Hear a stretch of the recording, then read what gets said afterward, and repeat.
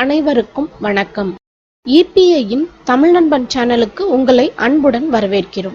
இன்னைக்கு நம்ம டிஃபன் சாம்பார் எப்படி பண்றதுன்னு பார்க்க போறோம். இந்த டிஃபன் சாம்பார் இட்லி, தோசை, இடியாப்பத்துக்குலாம் ரொம்ப நல்லா இருக்கும். நம்ம மிக்சட் வெஜிடபிள்ஸ்ல இந்த டிஃபன் சாம்பார் பண்ண போறோம். இன்னைக்கு பண்ண போற குவான்டிட்டி 6 பேருக்கு சரியா இருக்கும்.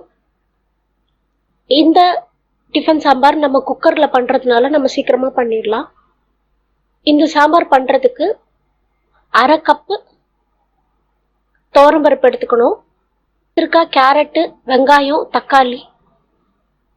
தாளிக்கிறதுக்கு கடுகு, சீரகம், சோம்பு, வெந்தயம், மஞ்சத்தூள் எடுத்துக்கணும். எல்லா காய்கறியும் கட் பண்ணி எடுத்து வச்சிருக்கேன். துவரம்பருப்பை நம்ம இப்போ குக்கர்ல வேக வைக்க போறோம். 1/2 கப்பு துவரம்பருப்புக்கு 1/2 கப்பு தண்ணி ஊற்றிருக்கோம். மஞ்சத்தூள், வெந்தயம், பெருங்காயம் 1 சிட்டிகை, 1 டீஸ்பூன் எண்ணெய்.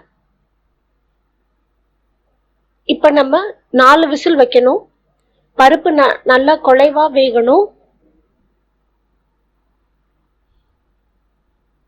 நான் 3 விசில் வச்சதுனால இப்படி இருக்கு. நீங்க 4 விசில் வச்சுக்கோங்க. இப்ப நம்ம கட் பண்ணி வச்சிருக்க எல்லா காய்கறியும் இதுல நம்ம போட போறோம்.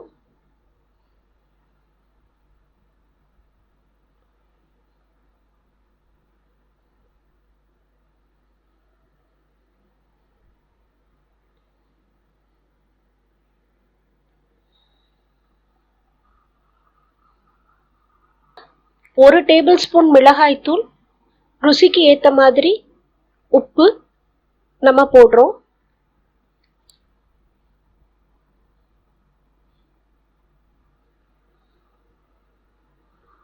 ஒரு லிட்டர் தண்ணி ஊத்திக்கலாம்.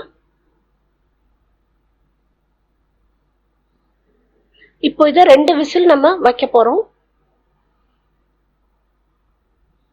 அப்புறமா ஸ்டீம் போனதுக்கு அப்புறம் இப்ப நம்ம குக்கரை ஓபன் பண்ணிடலாம். இப்ப நம்ம தனியா நம்ம தாளிக்கணும். தாளிக்கிறதுக்கு 1 டேபிள் ஸ்பூன் எண்ணெய் ஊத்தி கடுகு, சீரகம், சோம்பு, வெந்தயம் நம்ம தாளிக்கணும். கடைசியா மஞ்சத்தூள், கருவேப்பிலை, பெருங்காயம் போட்டு நம்ம தாளிப்பை நம்ம இறக்குறோம். பெருங்காயம் 2 சிட்டிகை போட்டுக்கோங்க. இப்ப நம்ம தாளிச்சதை நம்ம சாம்பார்ல சேர்க்கணும்.